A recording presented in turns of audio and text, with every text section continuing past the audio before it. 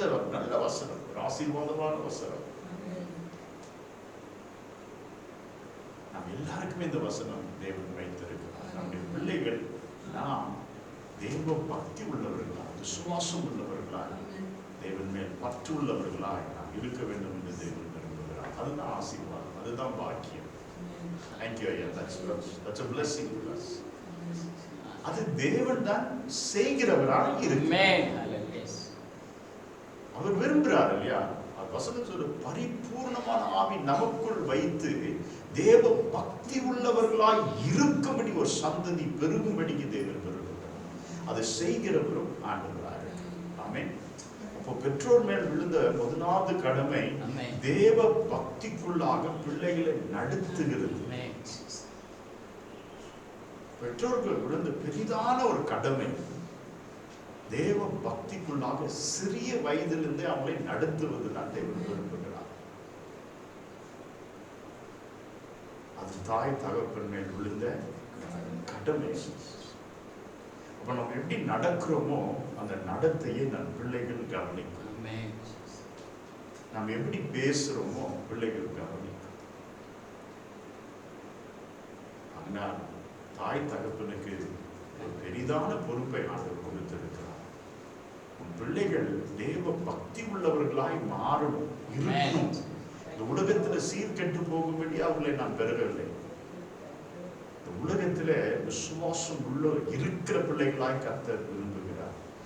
நம்மேல் விழுந்த கடமை. சபையாருக்கு நான் மீண்டும் நன்றி செலுத்துகிறேன். நீங்கள் ஜெபித்ததுக்காக. எனக்கு தெரிந்ததெல்லாம் தேவ கிருபை இல்லை என்று சொன்னார். நானோ என் பிள்ளைகளோ வழி விலகி போயிருக்கலாம். தேவ கிருபை தானே முக்கியமாய் நடத்தும். பாவமான இந்த உலகத்தில் பெண் பிள்ளைகளை நடத்துகிறதே அவருக்கு அவருக்கு சிறிய வயதில் நான் மனைவியை பார்த்துக்கிட்டேன். என் மனைவி சொல்லுவாங்க, என் கண் காண அளவுக்கு தான் நான் உன்னை பார்க்க முடியும். அப்பெல்லாம் எனக்கு அது தோன்றவில்லை. ஆனா அது உண்மை. சொல்லுவாங்க, என் கண் எவ்வளவு தூரம் பார்க்க முடியும் அவ்வளவு தூரம் தான் நான் உங்களை பார்க்க முடியும். ஆனா தேவன் வானத்திலிருந்து உங்களை பார்த்து அவங்க தவறு செய்யும் போது மாலையில நான் வீட்டில் ஜெபம் பண்ணுவேன். 7 மணிக்கு டெய்லி என் வீட்டில் ஜெபம் இருக்கும். அநேகர் வருவாங்க. 7 மணி ஜெபத்துல பிள்ளைகள் எதனா தவறு செய்திருந்தா மனைவி என்ன செய்யணும் சொன்னா, வேதத்துல கொடுத்துட்டு வேதத்தை தெரிந்து வாசிங்கன்னு சொல்லுவோம். வாசித்த அவங்க செய்த தவறு அந்த வசனத்துல 2 படியில சிறு வயதிலே முழுங்கா போட்டாங்க. பாவம் செய்து தேவ வசனம் அப்படி இருக்கு. பிள்ளைகளை நம்ம என்ன செய்ய வேண்டுமா? தேவ பக்திக்குள்ளாக நாம் நடத்துவோம் என்று சொன்னா அவங்க வாழ்க்கையில் இது மிகவும் பிரயோஜனமா இருக்கு. நமக்குள்ள கஷ்டங்கள் போராட்டங்கள் இதெல்லாம் இருக்கலாம். ஆனா நாம் ஆண்டவருடைய பிள்ளைகளுக்கு முன்பாக நாம் மாதிரியாய் நடப்போம் என்று சொன்னா நம்முடைய பிள்ளைகள் வாழ்க்கையிலே ஆசீர்வாதமா இருப்பாங்க. ஆமென். ஹல்லேலூயா. ஹல்லேலூயா. சாரி, முன்னாடி நான் அழுதுட்டேன். ஆனா எனக்கு தெரியும் தேவன் என்ற பட்சத்தில் இல்லை என்று சொன்னார். உலகத்தில் நான் கொடுத்து ஆண்டவர் ரொம்ப நல்லவர். அவரை முதலாவது நாம் வைத்துக் கொள்வோம். எல்லா காரியமும் அவர் கருத்தில் ஒப்பு கொடுத்து அவருடைய வாழ்க்கையை ஆசீர்வதிக்க அவரை நோக்கி பார்ப்போம். ஆசீர்வதிக்கவே ஆசீர்வதிப்பான். நிச்சயமா ஆசீர்வதிப்பான். வெட்கப்படுத்தவே மாட்டான். ஹல்லேலூயா. ஹல்லேலூயா. Thank you so much. தேவன் ரொம்ப நல்லவர். போன வாரத்துல பார்த்த அந்த செய்தி மீண்டும் இந்த வாரத்தை நாம் பார்க்க போறோம். தேவன் அதை செய்யாமல் போனா அது என்ன ஆகாது? செயல்படாது, நடக்காது.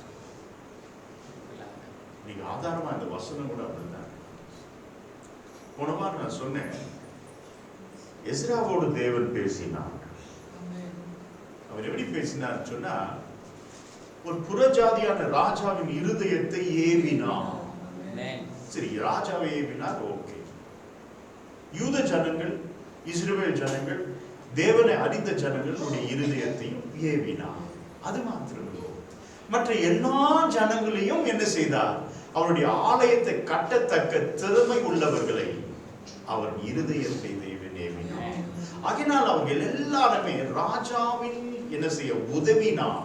ராஜாவின் அவர் கொடுக்க போறிய ஐஸ்வர்யத்தின் காரியங்களினால் அந்த ஆலயத்தை கட்டி எழும்பும்படிக்கு கர்த்தருடைய ஏவுதல் அவர்களுக்கு அனுகிரகமாய் காணப்பட்டது. ஆமென், ஆமென். இன்னைக்கு நம்முடைய வாழ்க்கை, இந்த ஆலயமாகிய இந்த வாழ்க்கையை தேவன் கட்டி எழுப்ப வேண்டும் என்று சொன்னால் அவன் நம்மை பார்த்து ஏவுகிற வசனம் இதுதான். நான் உங்களுக்குள்ளே பரிபூர்ணமான என் ஆவியை வைத்திருக்கிறேன். இந்த ஆவி என்ன செய்கிறது சொன்னா, எனக்கு கூறியவைகளை செய்ய விரும்புகிறது. நாம் அதுக்கு தடை செய்யவே கூடாது. இல்லைங்களா? நம் ஒவ்வொருக்குள்ளும் தேவ ஆவியானவர் வாசம் பண்ணுகிறார். இந்த ஆவி இல்லாதவன் தேவனுடையவன் அல்ல என்று வசனம் சொல்லுது. கிறிஸ்துவின் ஆவி இல்லாதவன் கிறிஸ்துவுக்கு சொந்தமானவன் அல்ல. அப்ப நமக்கு எல்லாருக்குமே தேவனுடைய ஆவியானவர் இருக்கிறார். ஆமென். இந்த ஆவியானவர் தேவனுக்குரிய காரியங்களை நமக்குள்ளே ஆராய்ந்து அறிகிறவராய் இருக்கிறார். He searches the deep things of God. Who searches? The Spirit of God, that is insights. நமக்குள்ளே வாசம் செய்கிற தேவனுடைய ஆவி தேவனுக்குரிய காரியங்களை எல்லாம் அதை ஆராய்ந்து அறிகிறதாய் காணப்படுகிறது. அப்ப பாருங்க, நம்முடைய வாழ்க்கை சீராய் இருக்கும்படி இந்த ஆவியானவர் நம்ம எப்பொழுதுமே கைவிடுகிறதே இல்லை. ஆமென். எத்தனை பேர் சொல்றீங்க உண்மை? ஆமா, எஸ். அதுதான் இன்னைக்கு நம்ம வாழ்ந்து கொண்டிருக்கிறோம், ஜீவித்துக் கொண்டிருக்கிறோம். புலம்பல் 3:23-24 சொல்லுது, அவருடைய சுத்த கிருபை நாம் நிர்மூலமாகவில்லை, அவருடைய இரக்கங்களுக்கு முடிவில்லை, அவருடைய அன்பு காலைதோறும் நமக்குள் புதிதாக இருக்கிறது. ஆனா 24வது வசனம் என்ன சொல்லுதுன்னு சொன்னா, தேவரே நீரே என் பங்காயிருக்கிறீர், நான் உன் நாமத்தின் மேல் வைராக்கியம் வைத்திருக்கிறேன், விசுவாசம் வைத்திருக்கிறேன். ஆமென், ஆமென். தேவனுடைய ஆவி எனக்குள் இருக்கிறதுனால் நான் அவரை பார்த்து சொல்லுகிறேன், நீரே என் பங்காயிருக்கிறீர். ஆமென். என்ன சொல்லுது? கர்த்தர் என் பங்கு என்று என் ஆத்துமா சொல்லும். ஆகையால் அவரிடத்தில் நம்பிக்கை கொண்டிருப்பேன். அல்லேலூயா, அல்லேலூயா. சபையார் எல்லாரும் அல்லேலூயா சொல்லுமா? ஆமென். இந்த வசனம் சொல்லுது, கர்த்தர் என் பங்கு, ஆகையால் என்னுடைய ஆத்துமா என்ன சொல்லுமா? அவரை பார்த்து நம்பிக்கையாய் இருக்கும். ஆமென். அப்ப நம்ம நம்புகிற ஒரு தேவன் எங்க இருக்கிறார்? வானத்திலும் பூமியிலும் நமக்குள்ளும் வாசம் பண்ணுகிறவரார். அல்லேலூயா. எங்கேயோ ஒரு சின்ன வீட்டுக்குள்ளேயோ ஆலயத்துக்குள்ளேயோ கட்டிடத்துக்குள்ளேயோ மலை மேலேயோ இல்லை நம்முடைய தேவன். அருமையான ஐயா எனக்கு ஒரு வீடியோ அனுப்பியிருந்தார். பாஸ்டர் ஜான் பெத்தேல் சர்ச்ல இருந்து அந்த காட்சி போட்டிருந்தார். அந்த காட்சி சொல்லுது, மற்ற தேவர்களுக்கெல்லாம் என்ன இருக்கு? அவங்களுடைய கல்லறையில அவங்களுடைய எலும்பும் அவங்களுடைய சாம்பலும் இருக்கு. ஆனா உங்களுடைய தேவனும் என்னுடைய தேவனுடைய கல்லறை திறக்கப்பட்டதா இருக்கு. சாம்பலும் இல்லை, எலும்பும் இல்லை. காரணம், அவர் உயிரோடு எழுந்தவர். மரணம் அவரை கட்டி காக்க முடியவில்லை, பாதாளம் அவரை பூட்டி போடவும் முடியவில்லை. அவர் மரணத்தின் சாவியும் பாதாளத்தின் சாவியும் எடுத்து மகிமையிலே உயிரோடு கடந்து போயிருக்கிறார். வானங்கள் வழியாய் பரலோகத்துக்கு சென்ற தேவகுமாரனை நாம் என்ன செய்கிறோம்? அறிக்கை செய்கிறோம். வானங்கள் வழியாய் அவர் என்ன செய்தார்? பரலோகத்துக்கு போனார். யார் போனது? தேவகுமாரன் போனார். ஆனால் மகிமையிலே மீண்டும் அவர் வரப்போகிறார். எப்படி வரப்போகிறார்? மனுஷகுமாரனை போல் வரப்போகிறார். ஆமென். தேவாதி தேவனாய் அவர் பரலோகத்துக்கு கடந்து போனார். ஆனால் மீண்டும் வரும்போது தேவாதி தேவன் இயேசுவின் ரூபமா, இயேசுவின் சாயலாய் நம்மை பார்க்கும்படி, சந்திக்கும்படி, மறுரூபமாக்கும்படி கடந்து வருவார். ஆமென். ஹல்லேலூயா, ஹல்லேலூயா. அப்ப அந்த ஏவுகிற ஒரு காரியம் தேவனுடைய கரத்தில் இருக்கிறது. ஆமென். வாசிக்கலாம். நெகேமியா 2வது அதிகாரம் 20வது வசனத்தை வாசிக்கலாம்.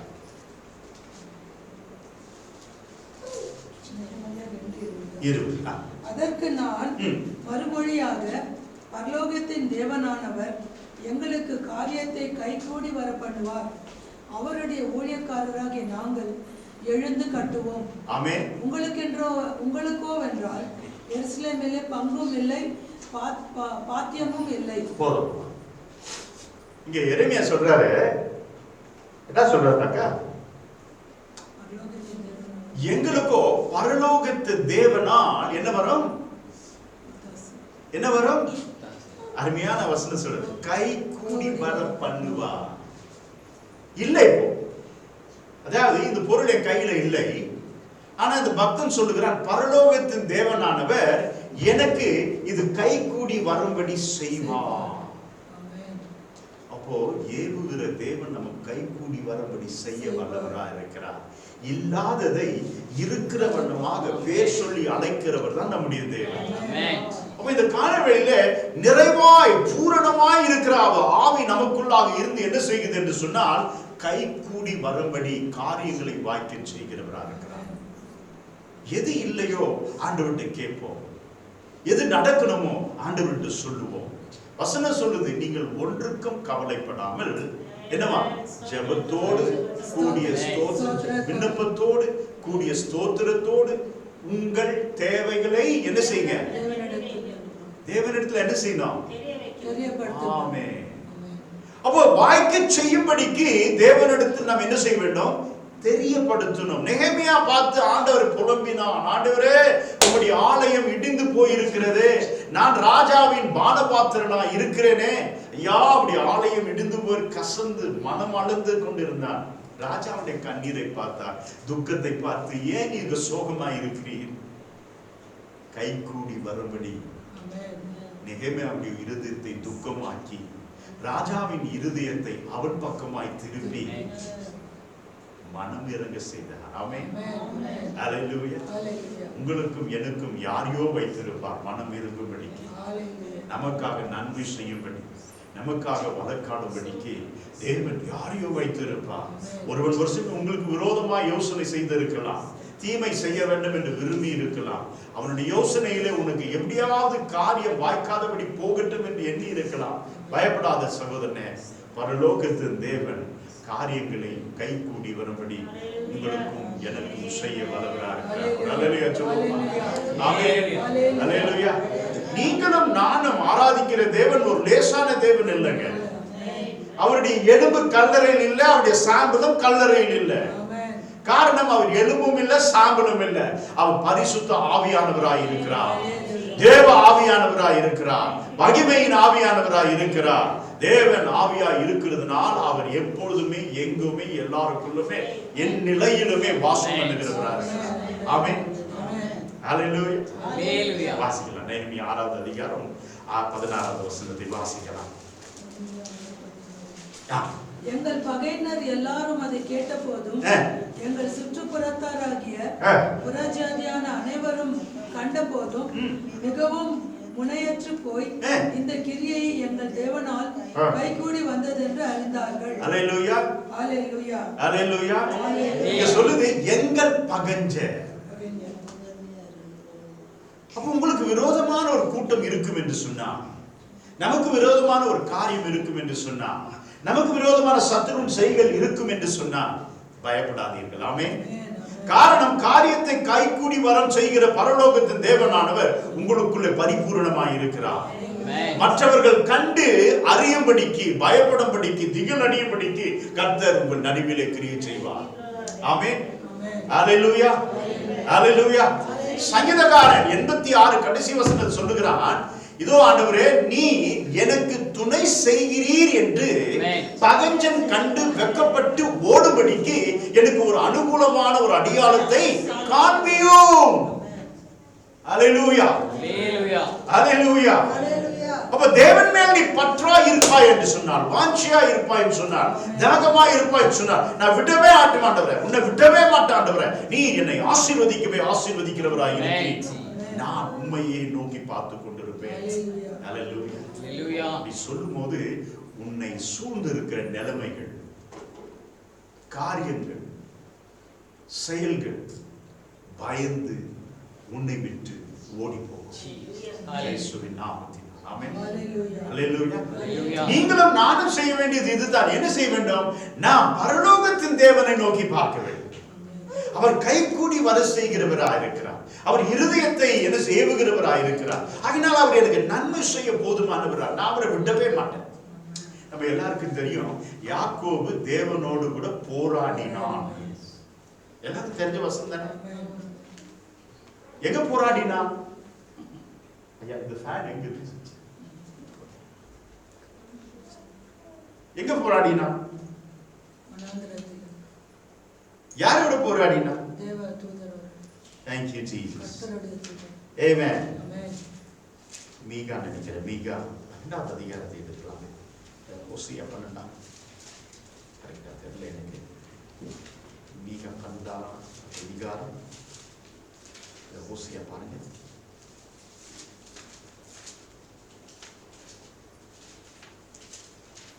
ஓசியா 12 தான். 4 வருஷம் வாசிமா. அவன் தூதரானவரோட போராடி மேற்கொண்டான். அழுது அவரை நோக்கி கெஞ்சினான். என்ன செய்தான்? என்ன செய்தான்? அழுது அவரை நோக்கி கெஞ்சினான். அவரை நோக்கி கெஞ்சினான். பெத்தேலிலே அவர் அவனை கண்டு சந்தித்து அவ்விடத்திலும் நம்மோட பேசினார். ஹல்லேலூயா.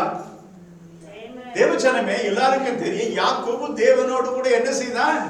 சண்டை போட்டான் அப்படின்னு சொல்றாங்க. என்ன சண்டை போட்டாங்க? தேங்க்ஸ் ஐயா, ரொம்ப சந்தோஷம். என்ன சண்டை போட்டான்? வசனம் சொல்லுது, அவன் எப்படி செய்தான்?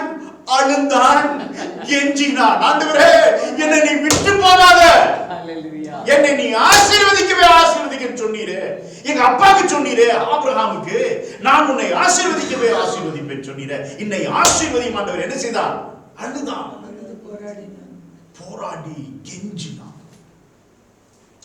அவனுடைய துக்கம், வியாகுலம் கர்த்தர் பார்த்தார். எந்த நிலைமையில இருந்திருப்பான் தெரியாது. அந்த நிலைமையில அழிச்சுதான் ஆண்டவரோடு அழுந்து போராடி கெஞ்சினான். நாம் தேவனோடு கூட யுத்தம் செய்வோம் என்று சொன்னால் நாம் தேவனோடு போராடவே முடியாது. ஆனா போராட வழி உண்டு. ஹல்லேலூயா. எஸ்தர் ராணியை போல உபவாசித்து தேவ சமூகத்தை நாடுவாய் என்று சொன்னால் உன்னுடைய போராட்டத்துக்கு தேவன் இறங்கி வந்து உதவி செய்வார். ஆமென். ஹல்லேலூயா. அடிக்கப்பட்டு சிறைசாலையில கட்டப்பட்ட பவுல் சீலாவை போல, பேதுரு யோவானை போல நீ தேவனை துதித்து தேவனை பாடி தேவனை கொண்டாடுவாய் என்று சொன்னால் தேவன் உன்னுடைய கூக்குரலை கேட்டு உனக்கு உதவி செய்ய இறங்கி வருவார். ஆமென். அல்லேலூயா. அல்லேலூயா. தாவீது ராஜா சொல்லுகிறான், எனக்கு ஒத்தாசு வரும் பர்வதங்களுக்கு நேராக என் கண்களை ஏறெடுப்பேன், வானத்தையும் பூமியும் உண்டாக்கின கர்த்தரிடத்தில் எனக்கு என்ன வரும்? சகாயம் வரும். ஆனா அவன் எப்படி சொல்றான் சொன்னா, வேலைக்காரன் தன் எஜமானுடைய கரத்தை நோக்கி. ராஜா சொல்றான் பாருங்க, ராஜா சும்மா ராஜா இல்ல, சிறந்த ராஜா. அவன் சொல்றான், எஜமானுடைய கரத்தை நோக்கி வேலைக்காரன் காத்திருக்கிறதை போல ஆண்டவரே, வேலைக்காரி ஆண்டவரே எஜமானுடைய கையை நோக்கி பார்த்து கொண்டு இருக்கிறது போல நீ என்னை ஆசீர்வதிக்க வரைக்கும் நான் உண்மையே பார்த்து கொண்டிருப்பேன். ஹல்லேலூயா. ஹல்லேலூயா. யாக்கோபு அழுந்து போராடி கெஞ்சினான். கர்த்தர் அவன் சூழ்நிலைமையை மாற்றி அவன் பேரையும் மாற்றி விட்டான். ஆமென்.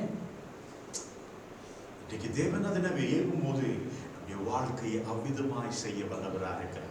அவர் கை கூடி வரபடிக்கு நமக்கு அவர் ஏவுகிறவராக இருக்கிறார். இந்த காரியத்தை நினைசை நன்மைக்குள்ளாக செய்கிறது நான் என்று உணர்த்துகிறவராக இருக்கிறார்.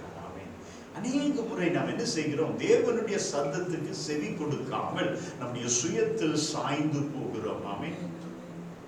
அதனால் நம்முடைய காரியம் லபிப்பதில்லை, அதாவது நம்ம கிடைக்கிறது. இந்த காலவெளியில நாம் ஆண்டவரை நோக்கி பார்க்க வேண்டியதுதான்.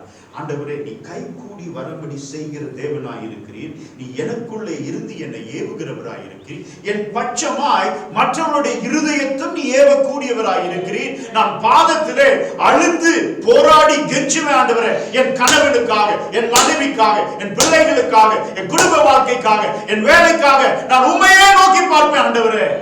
என் கண்ணீர் ஆண்டவரே நீர் துடைப்பீரையா என்று நாம் ஆண்டவரை நோக்கி, தேங்க்யூ ஜீசஸ், ஆண்டவர் நோக்கி பார்ப்போம் என்று சொன்னால் நம்முடைய வாழ்க்கை மாறி போகும். நிச்சயமா சொல்றேன், நம்முடைய வாழ்க்கை மாறி போகும். கணவன் மனைவியை நேசிக்க ஆரம்பிச்சிருவார். மனைவி தன் புருஷனுக்கு கீழ்ப்படிந்து மரியாதை கொடுக்கும்படி மாறி போவார். பிள்ளைகள் தன் பெற்றோர் கீழ்ப்படுகிறவர்களாய் மாறி போவோம். எப்போ நீயும் நானும் தேவ பாதத்தில் விழுந்து அழுந்து போராடி கெஞ்சுவோம். ஆமென். ஜெபத்தை கேட்கும் எங்கள் தேவா, ஜெபத்தின் வாஞ்சை ஆண்டவரே, எது கொடுக்கிறியோ இல்லையா ஆண்டவரே, உன் பாதத்தில் விழுந்து இருக்கு எனக்கு தான். ஹல்லேலூயா, ஹல்லேலூயா. ஆமென். என் சிறு பெண் ஒரு நல்ல ஒரு சகோதரி, ஒரு ஐஸ்வர்யமுள்ள ஒரு பிள்ளை. அந்த மகள் செத்து இருக்கு. எவ்வளவு மாசத்துக்கு முன்னாடிமா? அட்லீஸ்ட் ஒரு 3-4 monthsக்கு முன்னாடி டேட் கொடுத்துருந்தாங்க இல்லையா? டெல்லி ஒரு 3-4 மாசத்துக்கு முன்னாடி செத்து. அந்த பிள்ளைக்கு முதல்ல என்ன சொன்னாங்க? கேன்சர்னு சொன்னாங்க. அதுக்கு அவங்க டிவின்னு சொல்லி அந்த பிள்ளை எலும்பும் தோலுமாய் இருந்தது. தண்ணி கூட குடிக்க முடியாத அளவுக்கு இருந்தது. பிள்ளையை யாருமே பெற்றோர் கூட நேசிக்காதபடிக்கு மாறி போன ஒரு சூழ்நிலை. அப்பொழுது என் மகன் வந்து சொன்னான், டாடி என் ஃப்ரெண்டுக்காக நீங்க ஜெபம் பண்ணுவீங்களா? ஜெபம் பண்ணது என்னுடைய கடமை. ஆனா விண்ணப்பத்தை கேட்கிறவ அவர் தானே அப்படின்னு சொல்லி நான் வீட்டில் அழுந்து ஜெபம் பண்ணேன் பிள்ளைக்காக. நான் அந்த பிள்ளைய பார்த்துருக்கேன். நான் அவங்க எல்லாரும் ஜெபம் பண்ணுவோம். ஒரு நாள் இப்படி சொன்னேன், மகன் அந்த பிள்ளை வந்து பெங்களூருக்கு வந்துருக்கிறா, நான் அவளை பார்க்க போகிறேன், அவளோடு சேர்ந்து இருக்கும்போது நீங்க ஜெபம் பண்ணுவீங்களா அப்படின்னு சொன்னேன். கண்டிப்பா ஜெபம் பண்ணுவேன். காரணம் எனக்கு தெரியும், விண்ணப்பத்தை கேட்பவரே கண்ணீர். எனக்கு நல்லா தெரியும் ஆண்டவரே கண்ணீரை கேட்போம். அந்த பிள்ளைக்காக நான் என்ன செய்வேன்? அந்த அழுந்து ஜெபம் பண்ணேன். அவெல்லாம் ஒட்டில் உட்காந்து அந்த 3 பெண் பிள்ளைங்களும் உட்காந்து ஏதோ சாப்பிட்டுட்டு இருக்காங்க. அந்த டைம்ல மக அந்த பிள்ளையை பேசணும்னு சொன்னாங்க. நான் சொன்னேன், இயேசு ஒரு நல்ல தேவமா, ஒரு நல்ல ஃப்ரெண்ட். அவங்க நான் கடவுள்னு சொல்ல, உங்களுக்கு தேவன்னு சொல்ல, ஃப்ரெண்டுன்னு சொல்றேன். அவரை உன் ஃப்ரெண்டா நீ மாத்திக்கோ அப்படின்னு சொல்லிட்டு பிள்ளைக்காக ஜெபம் பண்ணேன். கர்த்தருடைய நாமத்துக்கு ஸ்தோத்திரம். நான் ஜெபித்ததுனால அல்ல, அவர் இரக்கம் வைத்ததுனால. பரலோகத்தின் தேவன் கைகூடி வரும்படி யாருடைய இருதயத்தையோ ஏவினார். யாருடைய இருதயம்? என் பெண்ணுடைய இருதயத்தை ஏவினார். இந்த பிள்ளைக்காக ஜெபிப்பார். நான் ஆண்டவரிடத்தில் ஜெபித்து ஆண்டவர் சொன்ன, ஆண்டவரை எப்படியாவது அந்த புள்ள ஆண்டவரை உண்மை அறிந்து கொள்ளட்டும், அந்த குடும்பம் ரட்சிப்பாய் மாறட்டும் அப்படின்னு சொல்லி. ஒரு 2-3 நாளைக்கு முன்னாடி என் மகன் என்னை பார்த்து சொல்றான், அந்த பெண்ணுக்கு திருமணம் ஆயத்தமாயிட்டு, வியாதி பலவீனம் அந்த சரீரத்தை விட்டு போய்விட்டு, அந்த பிள்ளை நம்ம குடும்பமா ஆந்திராவுக்கு வர சொல்றோம்.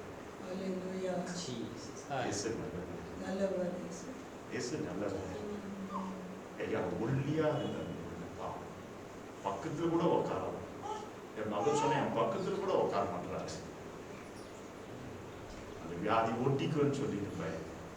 அந்த இயேசு இன்னைக்கு சுகம் கொடுத்தா திருமண வாழ்க்கைக்குள்ளாக நடத்துகிறார். ஒரு நாள் அந்த ஆத்மா பரலோகத்திலே காணப்படும். ஆமென். அதுதான் என்னுடைய வாஞ்சை. அல்லேலூயா. இது நிமித்தமா இந்த குடும்பம் ரட்சிக்கப்படட்டுமே. இது நிமித்தமா சொந்த பந்தங்கள் ரட்சிக்கப்படட்டுமே.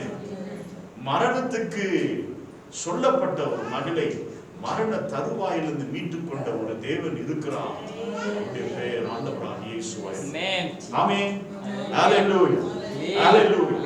Thank you Jesus. அப்ப இந்த ஜனங்கள் அவருடைய எதிராளிகள் எல்லாம் பகைஞர்கள் அவரை பார்த்து சொன்னாங்க, இது தேவனுடைய செயல். இது கைகூடி வரும்படி பரலோகத்தின் தேவன் தான் செய்து இருக்கிறார். இது சாதாரணமா நடக்கவில்லை என்று பகைஞர்கள் சொல்லுகிறார்கள். ஆமென். ஹalleluya. ஒரு காரியத்தை சொல்லி இந்த செய்தியை நான் முடிக்க போகிறேன். எல்லாருக்கும் தெரிஞ்ச விஷயம், யோபை பத்தி எல்லாருக்கும் நல்லா தெரிஞ்ச விஷயம் இல்லையா? யோபுக்கு என்ன இருக்கு? எல்லாருக்கும் தெரிஞ்ச விஷயம் என்ன? அவனுக்கு உடம்பெல்லாம் புண்ணு வந்துச்சு, அதான் தெரியும். அதெல்லாம் பெரிய காரியம். காரணம், அது கொடுத்தவர் தேவன் தான். அதை நம்ம நல்லா புரிஞ்சுக்கணும். வசனம் சொல்லுது, இங்க பாருங்க, தேவன் தான் எல்லாருடைய இருதயத்தையும் ஏவுகிறான். ஆனா இங்க ஒரு வசனம் சொல்லுது, சாத்தான் தேவனை ஏவினான். என்ன சொல்லுது?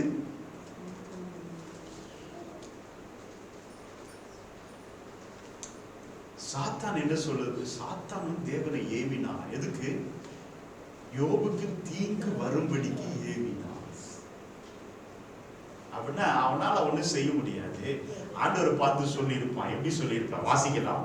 நான் உங்களோட கூட கொஞ்ச நேரம் யோபு பத்தி பேச விரும்புகிறேன். யோபு 29:4 சொல்லுகிறது. நீங்க எழுதி வச்சீங்க, நான் வாசிக்கிறேன். யோபு 29:4 எழுதிட்டீங்களா? எடுக்காதீங்க, அந்த பக்கம் எடுக்காதீங்க, ஏன்னா நிறைய இருக்கு. அதனால நீங்க அதை பார்த்துட்டு தான் லேட்டா எழுதிக்கிங்க. இந்த சரம் மாத்திரம் எல்லாம் எழுதி வச்சுங்க. யோபு 29:4 தேவனுடைய ரகசியமான செயல் என் கூடாரத்தின் மேல் இருந்தது. யோபு சொல்லுகிறான், தேவனுடைய ரகசியமான செயல் என் கூடாரத்தின் மேல் இருந்தது. இன்றைக்கு நாம் சொல்ல வேண்டும் ஐயா, நம்முடைய வாழ்க்கையில தேவனுடைய ரகசியமான செயல் இருக்கிறது. நாம் காண முடியாது, ஆனா ஒரு செயல் இருக்கிறது. ஆபத்திலிருந்து தப்பு வைக்கிறார், பொல்லாப்பிலிருந்து நம்மளை தப்பு வைக்கிறார், நன்மைகளை செய்கிறார், உதவி செய்கிறார், சுகம் கொடுக்கிறார், பலன் கொடுக்கிறார், ஆசீர்வதிக்கிறார். அப்படி ரகசியமான செயல் இருக்கிறது. அதை நாம் கண்டுபிடிக்க முடியும். ஆனால் யோபு கண்டுபிடித்தான். என்ன படித்தான்? யோபு கண்டுபிடித்தான். அவன் சொல்லுகிறான், அப்பொழுது சர்வ வல்லவர் என்னோட கூட இருந்தார், பிள்ளைகள் என்னோட இருந்தார்கள், என் பிள்ளைகள் என்னை சூழ்ந்து இருந்தார்கள். தேவன் நம்மோடு கூட இருக்கிறார் என்று சொன்னால் யோபை போல நாமும் சொல்லுவோம். ஏன் யோபு அதை புரிந்து கொண்டான் என்று சொன்னால், எப்பெல்லாம் தன் பிள்ளைகள் கூடி வந்தார்களோ அப்பெல்லாம் அவர்கள் என்ன செய்தார்? சந்தோஷத்தோடு என்ன செய்தார்? நாட்களை கழித்தார்கள். ஆனால் யோபுடைய மனதிலே ஒரு பயம்.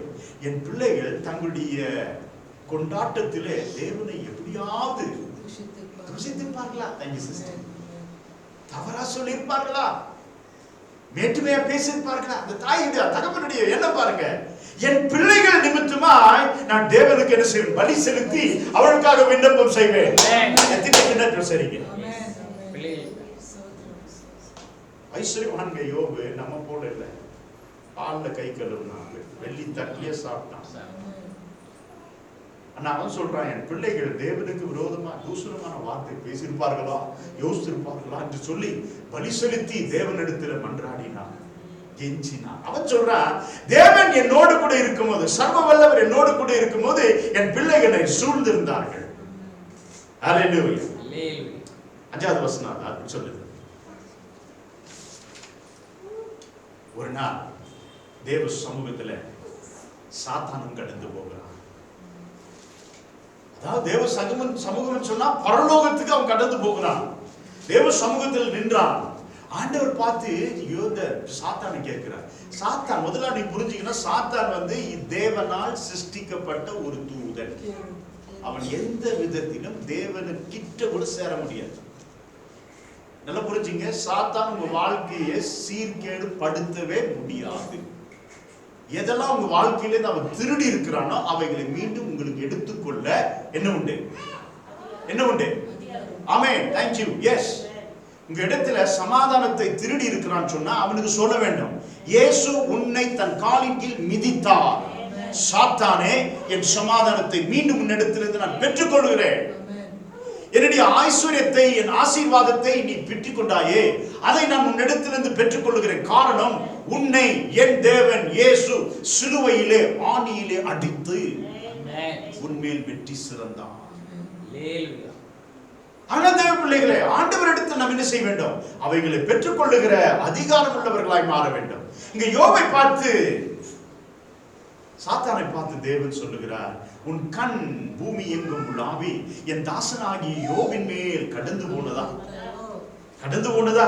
யோபு 2வது அதிகாரம் 3வது வசனம் அப்படிதான் சொல்லுது. அப்போது கர்த்தர் சாத்தானை நோக்கி, நீ என் தாசனாகிய யோபின் மேல் கவனம் வைத்தாயா?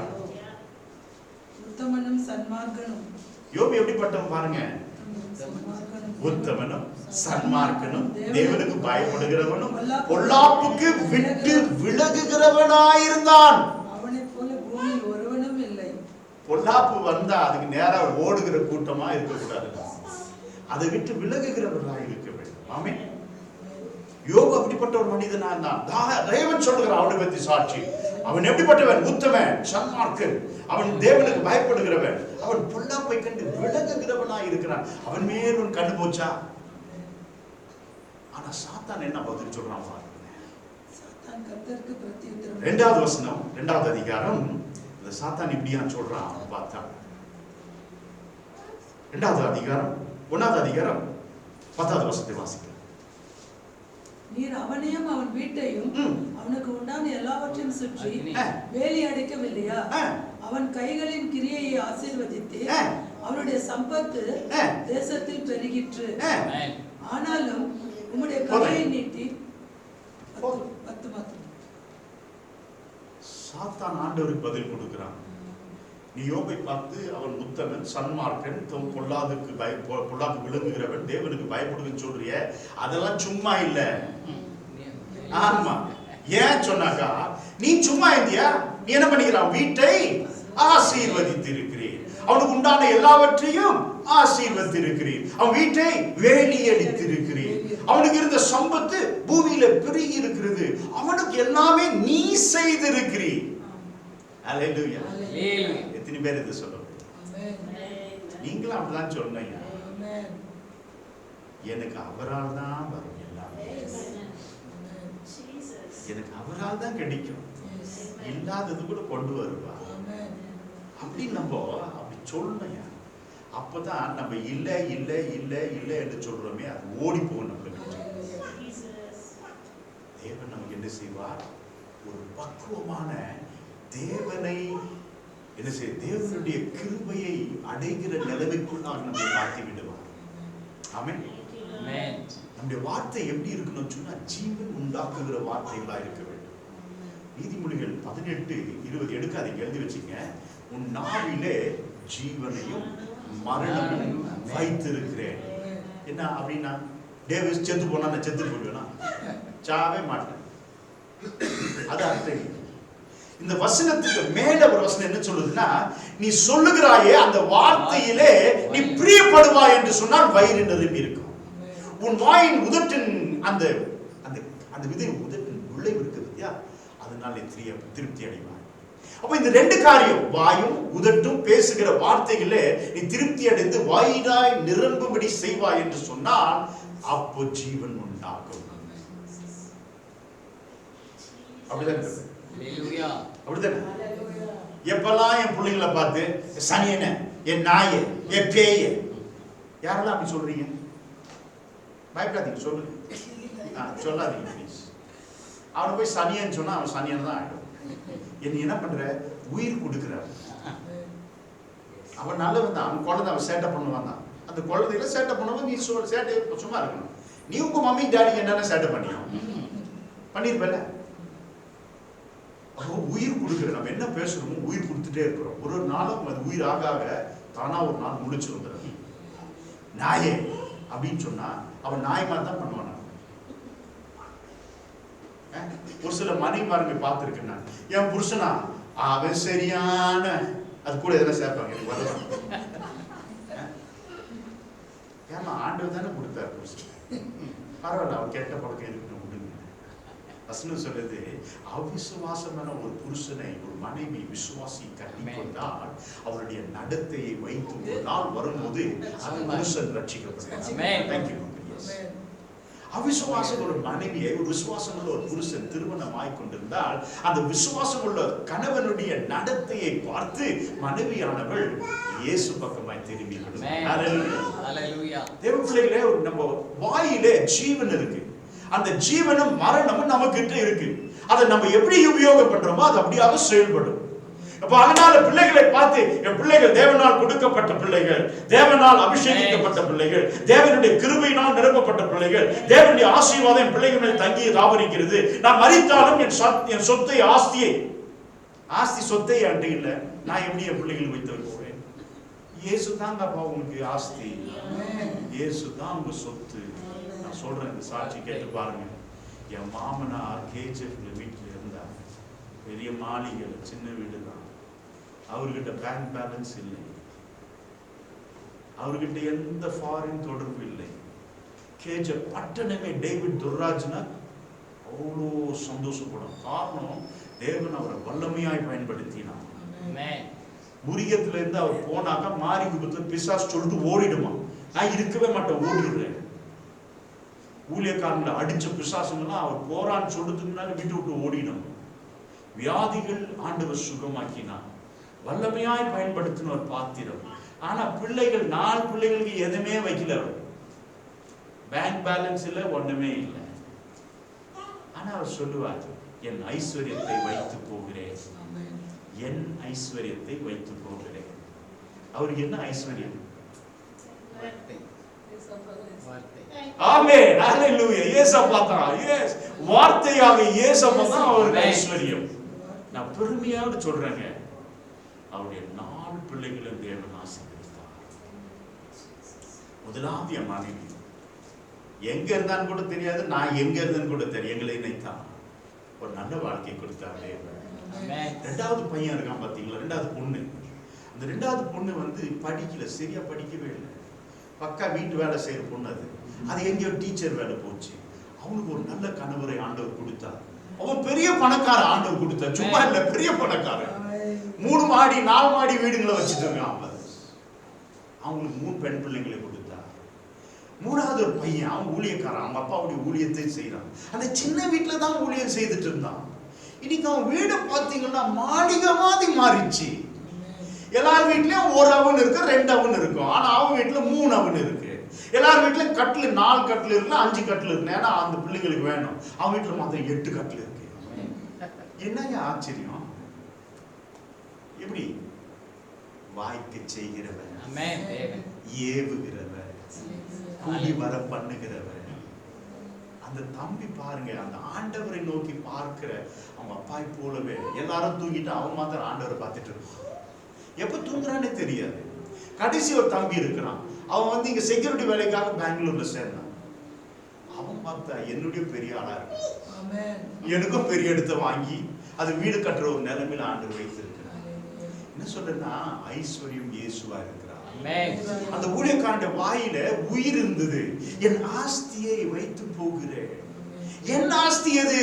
தேவ வார்த்தை, இயேசு என்ற நபர். அவர் எனக்கு ஆஸ்தியா இருக்கிறார். வாழ்நாளெல்லாம் வாழ்ந்தேன், இயேசுவை பிரபலமாய் பேசினேன். என்னை அழைத்தவர் உண்மை உள்ளவர், அவர் கடைசி வரைக்கும் என்னை நடத்துவார். உயிர் உள்ள வார்த்தைகளை பேசினான். இன்னைக்கு அவருடைய 4 பிள்ளைகளும் நன்றாய் இருக்கிறார். அதுக்கு நீங்க கூட சாட்சி. நீங்க பார்க்கும்போது நான் ரொம்ப நல்லா சொல்றேங்க, உண்மையை சொல்றேன். என் அப்பா அம்மா வந்து வாழ்நாளெல்லாம் சண்டை போட்டுங்க. அப்ப நான் வெறும் கேத்தலிக்கா இருந்தேன், இயேசு தெரியாது. நன்மையானது நான் காணவே இல்லை. எங்க அப்பா கை நிறைய சம்பளம், கை நிறைய சம்பளம். எங்க அப்பாவுக்கு பயங்கரமான ஒரு இன்ஜினியர். நீ ஸ்கிராப்பை கொடுத்தா ப்ராடக்ட் பண்ணிடுவார். அப்படிப்பட்ட ஒரு மைண்ட் அவருக்கு. ஆனா என்ன பிரயோஜனம்? வசனம் சொல்லுது, கொஞ்சம் உணவோடு, கொஞ்சம் கஞ்சோடு, சமாதானமா இருக்கிற மனைவியோடு ஒரு வீட்டு மூலையில இருந்தா நல்லா இருக்கும். பஜாரியோடு கூட வீட்டு மேல இருந்தா. புருஷனானவன் தன் மனைவி என்ன செய்வான்? அன்பு செய்வான். அன்பு செய்யா. கிறிஸ்து பாவியான என்னை அன்பு செய்தார், என்னை நேசித்தார், எனக்காக உயிரை கொடுத்தார். அப்படிப்பட்டவர் சொல்றார், நீ உன் மனைவிக்கு தலையா இருக்கிறீர், நான் உனக்கு தலையா இருக்கிறேன். ஹல்லேலூயா. உயிர் உண்டாக்குங்க. என் கணவர் நல்லவர், என் மனைவி நல்லவங்க, என் பிள்ளை நல்லவங்க. இயேசுவின் நாமத்தினாலே சொல்லுங்க. கர்த்தர் மாத்தி போடுவார். நீ சொல்லுகிறபடியே செய்வார். ஹல்லேலூயா. நாயின் சொல்லாதீங்க பிள்ளைங்க. கணவனை பார்த்து தவறா பேசாதீங்க, மனைவியை பார்த்து தப்பா சொல்லாதீங்க. தேவன் அந்த வார்த்தையை மாத்தி போடுவார். ஹல்லேலூயா, ஹல்லேலூயா, ஹல்லேலூயா. இங்கே சாத்தான் ஆண்டவரை பார்த்து சொல்லுகிறார், ஏன் அவன் நல்லா இருக்க மாட்டான்? அவன் வீட்டில் வேலை அளித்திருக்கிறேன், அவன் கையின் பிரயாசத்தை பெருக செய்திருக்கிறேன், அவன் பூமியில் ஆஸ்தி என்ன இருக்கு, பெருகி இருக்கிறது, அவன் ஏன் அவனை துதிக்கவே மாட்டான்? சரி, ஆண்டவர் சொன்னார், ஓகே போ, என்ன பண்றேன் பண்ணிக்க. வியாதி வந்துச்சு, எல்லாம் வச்சா உயிர் மாத்திரை எடுக்காது. அவன் கடைசி வரைக்கும் அவன் என்ன செய்யல, ஆண்டவரை தூசிக்கவே இல்லை. நன்மை பெற்ற நான், அவரிடத்தில் நன்மை பெற்ற நான் தீமையை பெறக்கூடாதா அப்படியே நாமத்துக்கு சோத்துறான். ஐயா சும்மா சொல்லையா, இருந்த எல்லா பிள்ளைங்களும் செத்து போயிட்டாங்க. இருந்த ஒட்டகம்லாம் போயிடுச்சு, ஆடு மாடு எல்லாமே போயிடுச்சு. கடைசியில உடம்பெல்லாம் சொறி, கொட்டாங்குச்சி எடுத்து சொறிகிற அளவுக்கு உடம்பெல்லாம் புண்ணு. அந்த நிலைமையில ஆண்டவர் பார்த்து சொல்றான், அவன் நன்மையை பெற்ற நான் அவரிடத்துல இருந்து தீமையை பெறக்கூடாதா அவருடைய நாமத்துக்கு ஸ்தோத்திரம். நீ என்ன நினைக்கலாம், பிரசங்கம் பண்ற உங்களுக்கு எல்லாம் ஈஸி ஐயா? இல்லையா, நானும் அந்த பாதையில கடந்து போயிருக்கேன். எனக்கு சொருந்து வரல, அவ்வளவுதான். நானும் நிறைய கஷ்டப்பட்டிருக்கேன், சின்ன வயசுல இருந்தே கஷ்டப்பட்டிருக்கேன். இயேசுவை தெரிந்து கொண்டதுனால் என் வாழ்க்கை செழிப்பாய் மாறினது. நேத்து ஒருத்தர் என்னை பார்த்து சொல்றான், நேத்து 2 வெட்டிங் ஆனிவர்சரி ஃபோன் பண்ணிட்டு சொல்றாரு, ஐயா நல்லா இருக்கிறீங்களா? நல்லா இருக்கிறேன்ப்பா. ஆமா நல்லா இருக்கு. எவ்வளவு வருஷம் ஆச்சு? 31 வருஷம் முடிஞ்சிச்சு, 32வது வருஷம் போகுது. அவன் என்ன பார்த்து சொல்றான், 31 வருஷம் குப்பை கொட்டினீங்களா அப்படின்னு. ஆச்சு, நான் அவனை பார்த்து சொன்னேன், அது வேற யாரு நான் சொன்னேன், குப்பை கொட்டுறது நான் இல்லை. தேவ கிருபையினால் மிகுந்த சமாதானத்தோடு ஆசீர்வாதத்தோடு சந்தோஷத்தோடு செழிப்பாய் தேவனைகளை நடத்தினார். குப்பை கொட்டுறது வாழ்க்கை இல்லை, அது வேற யாரு நான் சொல்றேன். நான் தேவனால் ஆதரிக்கப்பட்ட மனுஷன், தேவனால் கைகூடி வர செய்கிறவனாய், என்னை ஏவுகிறவர் தேவனாய் இருக்கிறார். குப்பை கொட்டுறது அவருடைய கிருபையினால் ஆசீர்வதிக்கப்பட்ட கப்சுப்புன்னு அப்படியே பேச்சு. உயிர் உண்டாக்குங்க, வாழ்க்கைக்கு உயிர் உண்டாக்குங்க, பிள்ளைகளுக்கு உயிர் உண்டாக்குங்க. ஹல்லேலூயா. நீங்க டெய்லி என்ன வாரந்தோறும் பாக்குறீங்க, நான் கீழே போயிட்டு சாம்சன் ஐயா கைப்பிடிச்சு ஜெபம் பண்றேன். எதுக்கு ஜெபம் பண்றேன்னு நினைக்கிறீங்க? அவர் ஒபிசிட்டி கம்மியாகும்னு சொல்லி ஜெபம் பண்றேன். வெயிட்டா இருக்கிறார் ஐயா, கம்மியாகும்னு சொல்லி பார்த்துருக்கு. 2 பேரை ஆண்டவர் செய்திருக்கா என்னுடைய வாழ்க்கை.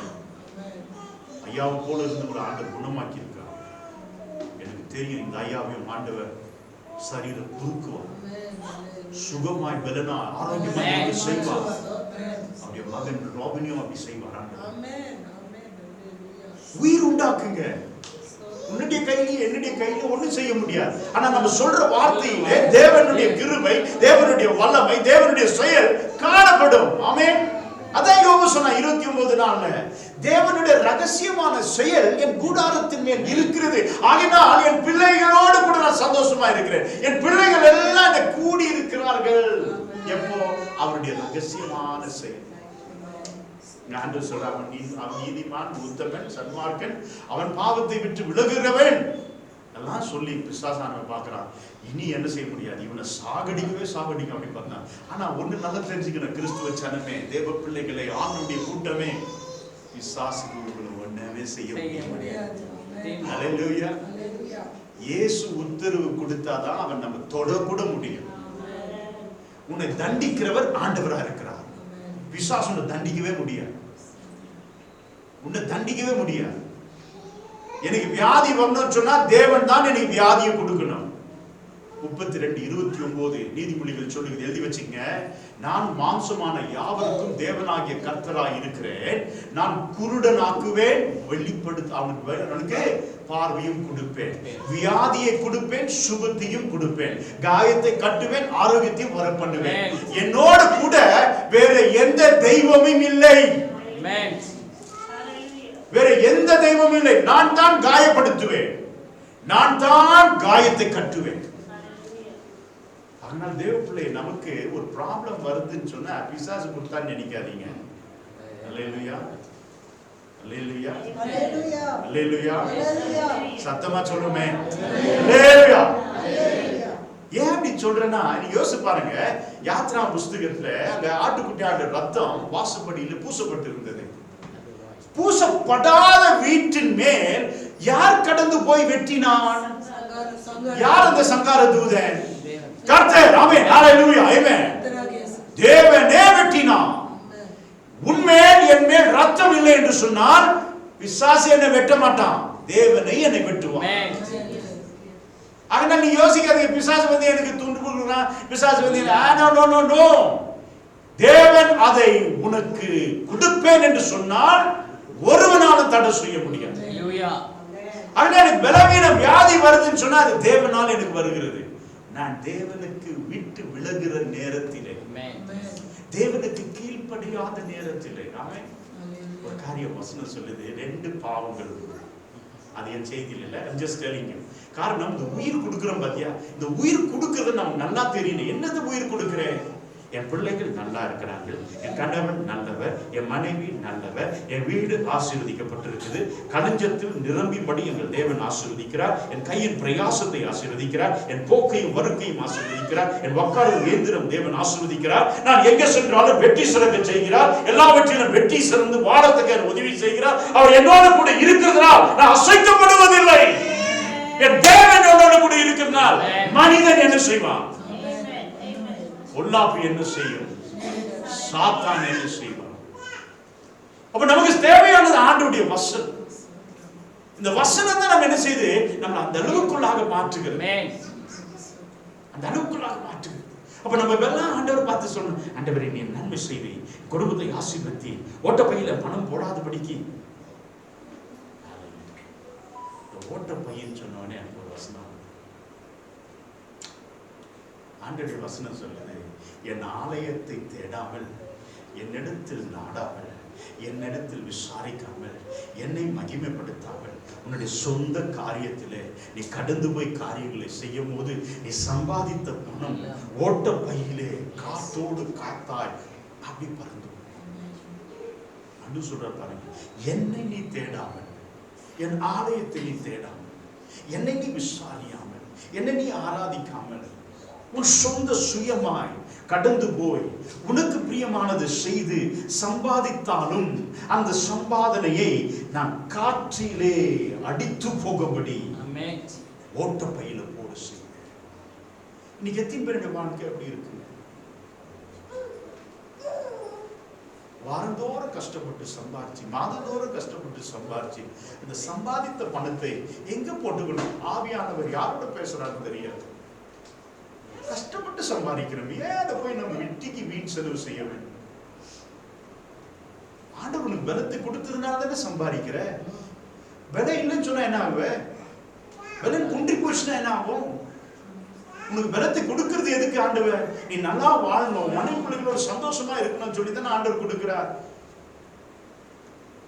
சம்பாதித்திய காத்துல அது போக முடிக்கு நம்ம செலவு செய்கிறோம். யாருக்கிட்ட ஆண்டவர் பேசுறாருன்னு தெரியாது, பேசிக்கொண்டிருக்கிறான்னு சொல்ல தயவு செய்து ஆண்டவருக்கு உங்களுக்கு கொடுங்க. ஆமே. வார்த்தையை உங்கள் ஜீவனில் என்ன செய்யுங்க? வார்த்தைக்கு உயிர் கொடுங்க. என் குடும்பம் உங்களுடைய ரத்த கோட்டைக்குள் மூடப்பட்டிருக்கிறது ஆண்டவர். உங்களுடைய அக்கினினால் எங்களை வேலையடித்து இருக்கிறீர் ஐயா. உங்களுடைய ஆசீர்வாதத்தின் கரம் எங்கள் மேல் இருக்கிறது ஐயா. என் கணவன் மேல் இருக்கு, என் மனைவி மேல் இருக்கு, என் பிள்ளைகள் மேல் இருக்கு ஐயா. என்னுடைய வீட்டின் பொருள் மேல் இருக்கு ஆண்டவரே. உமக்கு நன்றி. Thank you Jesus. யோகத்தான் சொன்னான், ஆண்டவரே உங்களுடைய ரகசியமான செயல் என் கூடாரத்தின் மேல் இருக்கையா. என் பிள்ளைகள் பாவம் செய்ய மாட்டாங்க ஆண்டவரே. நாம் எடுத்து மன்றாடுவேன் ஆண்டவரே, உங்களிடத்து போராடி ஜெபிப்பையா, கண்ணீரோடு விடுவேன் ஆண்டவரே. என் பிள்ளைகளை நீ காத்துக்கொள்வீர். ஆமென். நாசம் வந்தது பிசாசுனால் அல்லங்க, தேவன் அனுமதி கொடுத்ததுனா.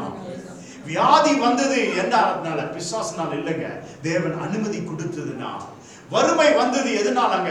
தேவனை விட்டு விலகி போனோமே, அது மீண்டும் நான் தேவனிடத்தில் திரும்ப வேண்டும் என்று சொல்லி தேவன் நமக்கு கொடுத்திருக்க அந்த வறுமை.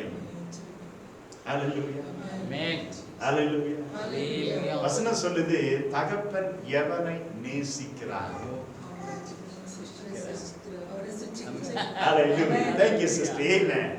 அதிகமா நேசிக்கிறவனை தகப்பன் என்ன செய்கிறார்? என் 2வது பிள்ளை பெருக்காததுக்கு முன்பாக என்கிட்ட ஒரே ஒரு குழந்தை தான் இருந்துச்சு. அதிகமான ஒரு பாசம். என்ன பண்ணுவோம்? எடுத்து அடிப்போம். பாவம் அந்த பொண்ணு இப்ப கூட சொல்லி சொல்லி அழுது, என்ன அடிச்சு அடிச்சே உயிர் வாங்கிட்டு மறக்கவே மாட்டா பாருங்க. ஆனா ஒண்ணு சொல்றேன், அதெல்லாம் என் நல்லதுக்காகவே செய்யும். அந்த சின்ன பொண்ணு அடிக்கவே முடியாது பாருங்க. அடிச்சா ஓடிடும். அவங்க அம்மா ஓட்ட ஓட்ட ஓடி அவங்க அம்மா கீழே உட்காந்துரும். கை எட்டாது அம்மாக்கு. எட்டுறது விடுங்க, கிட்ட போகாத. இந்த பக்கம் ஒண்ணு, இந்த பக்கம் ஒண்ணு. ஆண்டவர் பாருங்க, எவனை அதிகமாக நேசிக்கிறாரோ அவனை சிட்சிக்கிறார். அவன் நாசமாய் போகும்படிக்கு அல்ல, அவன் சாகும்படிக்கு அல்ல, அவன் தேர்ச்சி அடைந்து வாழ்க்கையிலே முன்னேறும்படிக்கு மனம் விளந்து அவன் பெரியவனாகும் போது அவன் வாழ்க்கையில் அது எப்படி இருக்கும்? நன்மையாய் இருக்கும். He who spares the rod spoils the child. பெரும்பெடுக்காதவன் தன் பிள்ளையை என்ன செய்கிறான்? ஆமா, thank you sister. அப்ப நம்ம என்ன செய்யணும்? ஆண்டவரை பார்த்து நன்றி சொல்லுங்க. என் பிள்ளை நல்ல பிள்ளை, என் கணவன் நல்ல கணவன், மனைவி இருக்கட்டும், பரவாயில்ல. தப்பு செய்யறானதா இல்ல, நீ சொல்லிக்கொண்டே இருந்தா ஒரு நாள் அந்த உணர்வுபடி கர்த்தர் செய்யும். அவன் திரும்பி கையே எடுக்க மாட்டான். அல்லேலூயா, அல்லேலூயா, அல்லேலூயா. நான் ஒரு சின்ன சாட்சி சொல்லி நான் முடிச்சிடறேன். இன்னும் ஒரு காரியம் இருக்கு சொல்லணும் இதுல. ஆனாக்கா